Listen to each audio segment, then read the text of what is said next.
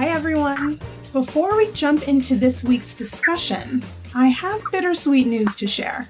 This will actually be my final episode as your host of Project Parenthood.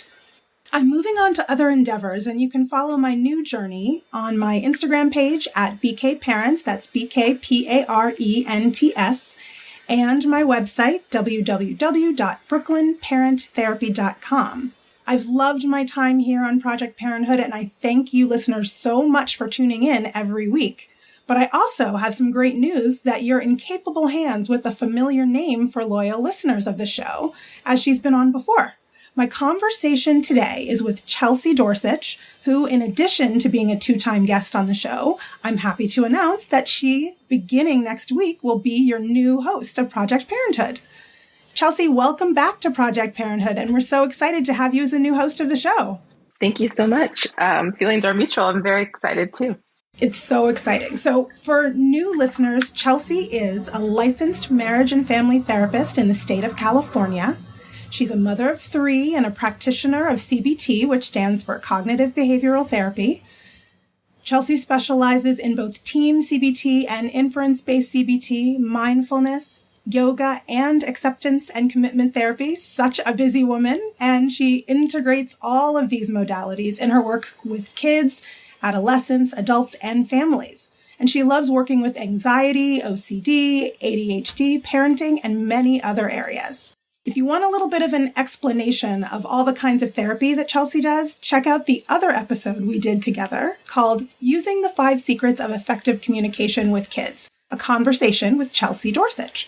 So I'm really excited about our chat today. Last time we talked about the 5 secrets of effective communication and how helpful they can be for parents to use with their kids. Can you give us a quick refresher of the 5 secrets and how they can help parents with their kids?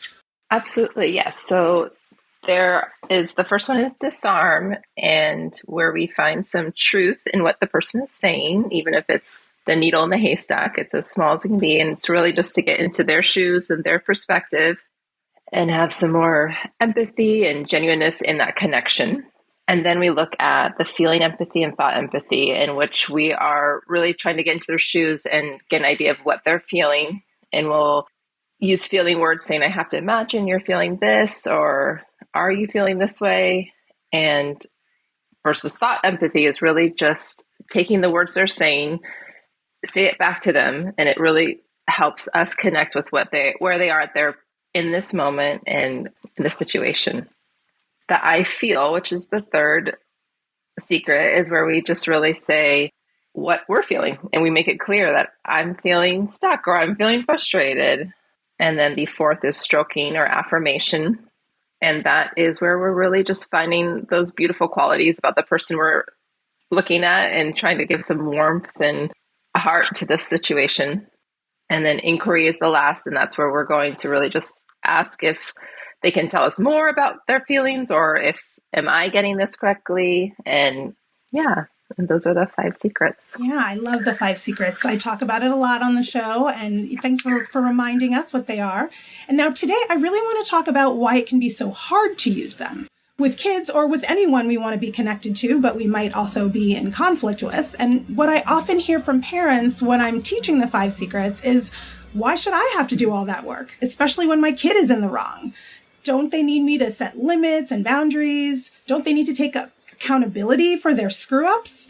And I really get that argument, especially when it comes to conflicts between parenting partners as well. Like, why do I have to fall on my sword? They need to own up to their part in this, right?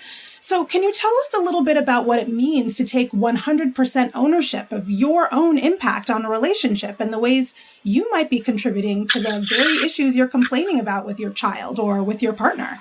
Yeah, absolutely. We as parents are so connected to our children that these are the most emotionally ridden situations. We're going to get very emotionally situations, and it's going to be a lot harder to use these 5 secrets. And one of the reasons, which I know we'll get to in a little bit, I think, is about the ego. And it's part of actually having to drop our ego and almost disconnect that part from our child. Why it's hard to change, what I think of any situation, is that it threatens our identity. And I think that is parallel to the ego. So when we feel threatened with our ego, we feel this need to defend it. And I think we come and we react and maybe even respond in a way that is more of a trigger response versus somewhere where like we're coming from our values or coming from more of our parenting beliefs per se. Yeah. Yeah. I love what you're saying about that defensiveness that comes right up, right? Like we really want to defend ourselves, especially when it comes to our partners. I've worked with a lot of parenting dyads, and one partner will say one thing and the other partner starts defending themselves, and then the other partner defends themselves, and then they're not really sort of talking about the thing they want to talk about, right? They get really involved in defending their position. And I like to talk about it as sort of like, you talked about the ego and your identity, right? And it's sort of like, can you just put that on a shelf for like 5 minutes? Like pretend it doesn't exist for like 5 minutes and like hear the other person out, use your 5 secrets, figure out what they're thinking and what they're feeling and where they're coming from, which is really, really hard to do when you're upset with someone. But I think it's really important too, to think about the fact that when you're blaming somebody or even blaming yourself, like that personal responsibility and accountability for your role in a conflict are really different than blaming yourself or like self-blame. It's not really quite the same. And, I'm wondering if you can talk a little bit about that, how taking accountability or taking responsibility for your role is not the same as blaming yourself. Yeah, so when we talk about self-blame and other blame as cognitive distortions, it's usually that we're putting an unhelpful or the wrong amount of blame either on ourselves or someone else instead of actually narrowing down and honing in on what the actual problem is. And I think this is really parallel to even what we were talking about with ego, where when we react from defending our ego, we are doing that versus actually seeing what's in front of us. What is actually the internal, there's an internal and an external dilemma, right? Where internally as a parent, there's something that's triggering us, and whether we're then placing self-blame or other blame, and then that's the external reaction, right? But then really, if we could actually look at what's actually triggering this self-blame or other blame, let's get down to the deeper root of the problem. What are some of those thoughts that are creating that cognitive distortion or unhelpful way of thinking? And what are those feelings that maybe need to be looked at and honed in on? And then when we as parents do respond to our children, we're responding and seeing them as they are and what's actually coming, as opposed to, let's say, an extension of our ego or this distorted thinking of, other blame, like they're doing this X, Y, Z is. So it really, if we can see this as our way of thinking as unhelpful or distorted, it allows us to then be a little bit more vulnerable, but dig a little bit deeper into actually what is kind of what's the root of this trigger? What's the root of this actual escalation of the problem? Right. And, I love what you're saying, this idea of like the vulnerability part. It is pretty vulnerable to sort of put our own identity and our own ego and like the reasons why we think we're so right and what people should and shouldn't be doing, right? Our child should be behaving this way or shouldn't be behaving that way. And we really get into those kinds of thoughts and we get sort of locked into thinking about those things versus like what's going on in this interpersonal interaction between the two of us, rather than like sort of standing on whatever our moral high ground seems to be in the moment. And then there is that piece that we were talking about before, that the ways in which that like sort of taking personal responsibility for, something you may have said or something you may have done that actually maybe triggered your child or your partner to do or say whatever they just did or said. And it doesn't really mean that, you're this terrible person or you're causing all these problems in the relationship. It just sort of means like in this moment, like something you said or did triggered something in them. And if you sort of think about it, I find it's easier to think about it moment by moment rather than sort of in this global way, like you're at fault for everything in your relationship, right? It's sort of maybe you're causing this reaction that you're seeing in front of you in this moment. And, it's different to be accountable for that than to blame yourself, I think. And so I really like what you're saying about that vulnerability. That really does require us as parents or us on one side of the conflict to be a little bit vulnerable and say, maybe I am, maybe I have done inadvertently, done or said something that triggered the other person into doing this thing that we don't like. I'm wondering, in that same vein, how can parents examine their resistance to blaming their child? Because we do get into that defensive place, their child, their partner, or like blaming themselves. Like, what's a way that we might be able to get ourselves like out of that mindset if we find ourselves in it? Like, there might be some advantages or disadvantages of blaming ourselves or blaming the other person.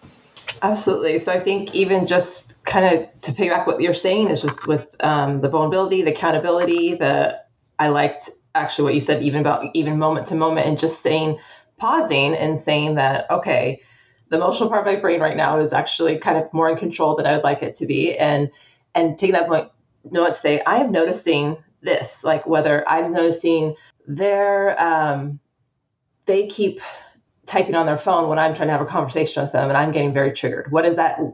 And let's look at what are thoughts, because chances are there's tons of thoughts that are racing through your head, right? That like, and probably a lot of other blame or even maybe self-blame. Like, I'm not, I set this example, or I don't know what, or they're never listening to me. So we go into, yes, this spiral of these kind of distorted, unhelpful ways of thinking. I think so. Just to pause, take a moment, noticing what is happening in this moment. Like, this is kind of, these are the two elements, because it is circular, right? Like, each time the person in front of us does something, we do something, and just keeps going in the circular motion. It goes back and forth. So if we can just pause that movement and emotion, and then in that moment say, okay, I'm noticing I'm having a strong reaction to this. I'm going to actually give myself a little bit of self-compassion, because I am vulnerable right now. I'm in this heightened state, and I'm going to actually first say, okay, I'm human. I'm having a reaction to this, this situation that's heightening my emotions. But I'm going to kind of ground myself, and I'm going to say, I might even have to say given the situation, like, I am feeling a little triggered right now in this moment, or I'm feeling I have a strong reaction to what's happening right now. And I want to make sure that I'm actually going to handle this situation in the most compassionately and empathic and effective way. Or even if you don't have those words in that moment, right? Just say, I just want to handle this in a good way. And I'm going to just take a moment to kind of process this. Are you okay with that? Right. And that, if you're with your children, that is modeling that. And that's a beautiful thing. If you're with your partner, that's also modeling that. Right. And that's, you've actually just shifted that circular motion into just enough to say, okay, we're going to take some time to actually break this cycle, take a moment, be vulnerable. Yes. But also let's be more productive and effective. Right. And, I love what you're saying about slowing down. I had this, as you were talking, I had this vision in my mind of like a bike wheel sort of going around, and you sort of stick a stick in there, like, stop this for a moment. You know what I mean? Like, let's just press pause on this whole thing, right? Rather than sort of, if you start getting defensive, you're just sort of escalating it and making it a little bit worse, right? So this idea of let's just pause this whole thing and let me try to handle this in a good way, and just take a breath and just sort of, let me check in with you. Here's what's happening with me. Like, what's happening on your end? Because I'm having a hard time. And that sort of leads me into my next question. I'm sort of wondering if you can sort of tell us or talk a little bit about the difference between healthy anger and unhealthy anger, right? Like, what are the differences between this? We as parents sort of get into these modes where we're certainly frustrated, right? And sometimes we have like good reason to be, but what do we do with that when we are, how do we know when we're sort of angry in a healthy way or angry in an unhealthy way? Right. Absolutely. And I think, I love that you say that, I love that we can say we have healthy anger, because I think that's the thing that even as just humans in this society, we run away from anger. We don't even want to talk about anger because it's such that's scary or that's wrong. And I think the fact that if we can actually take away that stigma that anger is, yes, there is actually healthy anger. And I think, there's a David Burns cognitive behavioral therapy term, positive reframe, right? It's actually looking at, okay, what does this anger actually say that's beautiful about me as a person, my characters, like, well, the fact that I'm angry actually shows that I care a lot about this relationship, and I don't actually want this relationship to be in turmoil right now, and you're noticing all the things. Okay, so the fact that I am angry in the situation, what does this say about me? And I think that fine line between healthy and unhealthy is, okay, is this enough to drive me to work harder and maybe take some accountability, responsibility, and ownership, and do the work to get this relationship in the right path or where I want it to be? But, or did I cross that line where the unhealthy part is this actually taking away from the relationship? Is this actually giving to me too much anxiety and anger and, right? Or and depression, right? having just the wrong impact on me. So we kind of, there's this term, used as a dial. So we want to put that anger in a percentage that we're comfortable where it still motivates and drives us to work towards the things that we value, that we love, and that we stand for.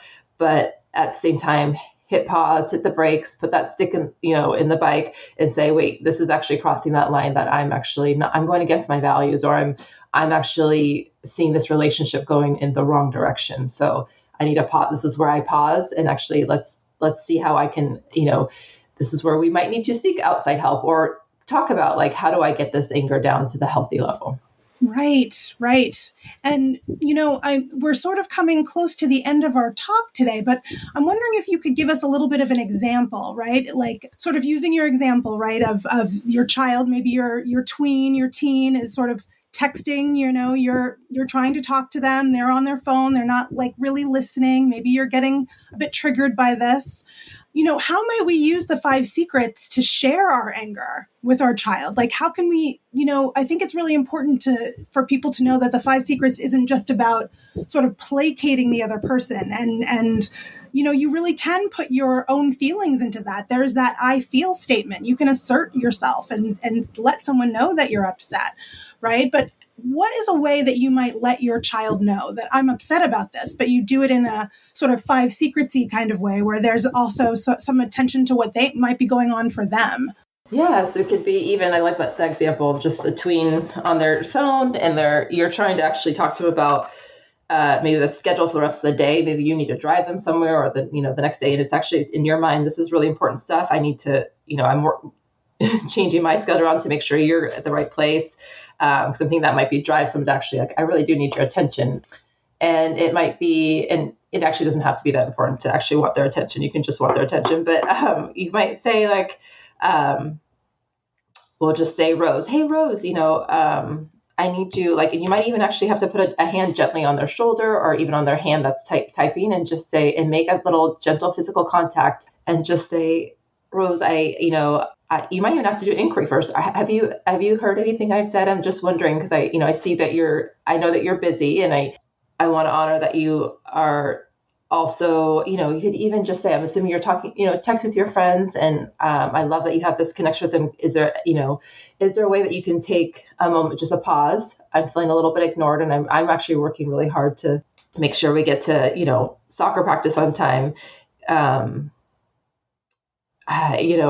so I'm trying to think about I'm trying to put myself in the Rose's shoes. And you might say like, I'm wondering if you're feeling like this is actually taken away from your moment. Like me trying to talk to you right now is actually interrupting your time with your friends right now after school and you're texting them. And I know that could probably actually feel really annoying that your mother is right now interrupting you and your conversation with your friend. But I would appreciate just 5 minutes or 2 minutes of your time to be able to make sure that we get to where we need to go on time. Something like that. And yeah, just noticing that you appreciate or you love that they have these social relationships, because we do want our kids to have social relationships, right? We do want them to be able to have that independence and autonomy. And so you speak to that. Like, I love that you're, checking in with so-and-so, even if maybe you do know what they're doing, right? You put some context into it and say like, I love that you're doing this and I appreciate you supporting your friend right now. But I also feel a little ignored. I'm actually starting to feel a little frustrated because I want to make sure we leave on time. So would you be able to take just 2 minutes, 60 seconds, whatever it is, to just pause real quick, and I'll let you get back to that conversation. I love that. I think it's really important. It is really hard if you are feeling frustrated to slow down in that way. But I think it's really important to let your child know that you are frustrated or that you do feel like you're being ignored.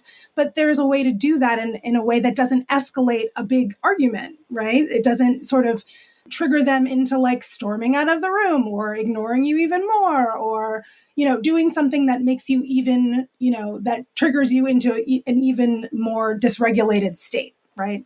And I think what you said, you said, can you put yourself in your child's shoes? You were talking about that, just trying to come up with the 5 secrets. Like, let me put myself in the shoes of this hypothetical teenager, right?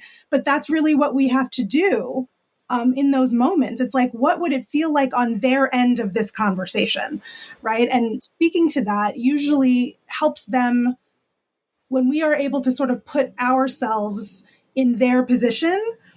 as you said before, we're sort of modeling them doing the same thing for us. Like, I'm doing that for you in this moment. Can you like put yourself in my position for 5 seconds and like see that I'm trying to like help you out, like for a moment, And I think that is really important. And even though those are, maybe heightened moments where you're feeling a little bit more triggered, more keyed up inside, I think it's pretty surprising that, you often see that your children will, in a calm moment or something, they might even just ask you what's going on with you. Like you're really modeling like, oh, mom, you seem like you're upset. Am I right about that? Like, you know what I mean? Like they may really like notice something about you, and you're sort of creating a culture in your family where people like check in with one another and people sort of are interested in what's going on with the other person. I think that's so important. I love that. I do too. Yeah. And I think you can also you can put the humor in the 5 secrets, like, hey, Rose, this is your annoying mom checking in right now. We need to, and then that way you're also getting on their level and like thinking about, okay, what is this mom right now to me right now? Who's this person, right? Like they're super annoying right now because they see I'm in the middle of something, right? So that's kind of just that paradoxical, like, let's just be humorous and just, yeah, let's get to their level. But yeah, I agree. I think the modeling and the fact that the reward you would see that when you're on the receiving end of it is beautiful. So I love that you mentioned that. I think that that can be our motivator to pause, slow down, and actually connect with how we really want to interact in this relationship. Know that it's going to come full circle and come back to us, eventually, not right away, but eventually.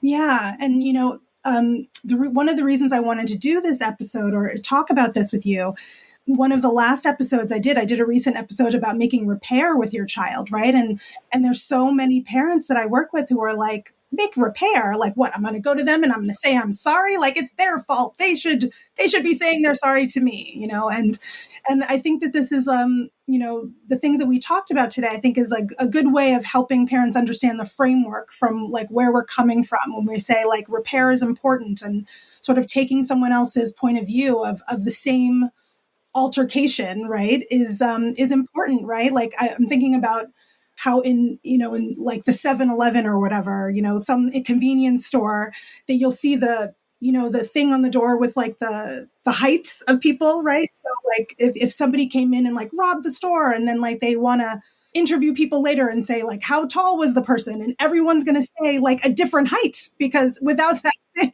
everyone is experiencing it completely different than the other person, right?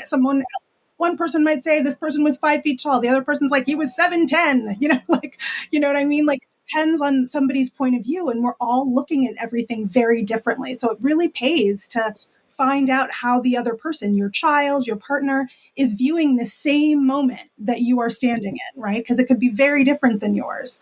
And I think it's really important that we as parents make it a habit of trying to take our kids' perspective. Especially if we want them to take ours. That's the catch-all, right? Like it's not one way or the highway. This is definitely like a relationship is 100% you, 100% me. It's both, right? It takes two to tango. That's the line too, right? So we have to, if we want this moving in the right direction, we have to take theirs if we want them to take ours. Yeah. Absolutely. Well, thank you so much for this chat today. I'm excited for your new chapter as the host of Project Parenthood. And before we go, let our listeners know how they can contact you if they're in California and they want to work with you. Oh, yes. You can reach out to my website. You can Chelsea Dorcich, lmft.com. That will have all my phone number and email on it. Also, cd.therapy on Instagram is another way to reach out to me. Just I'm very honored, and I know I've got big shoes to fill, but I am so excited just to, one of my favorite populations to work with is parents. So I'm so excited to be able to keep reaching out to them in a whole new way. Nice. Well, we'll put all of that information in the show notes as well. And it's been a pleasure talking with you. And I know our listeners are going to be in great hands with you as the host of the show. Thank you, Nanika. Project Parenthood is a quick and dirty tips podcast. It's audio engineered by Dan Firebend. Our podcast and advertising operations specialist is Morgan Christensen. Our digital operations specialist is Holly Hutchings. And our marketing and publicity associate is Davina Tomlin. See you next week.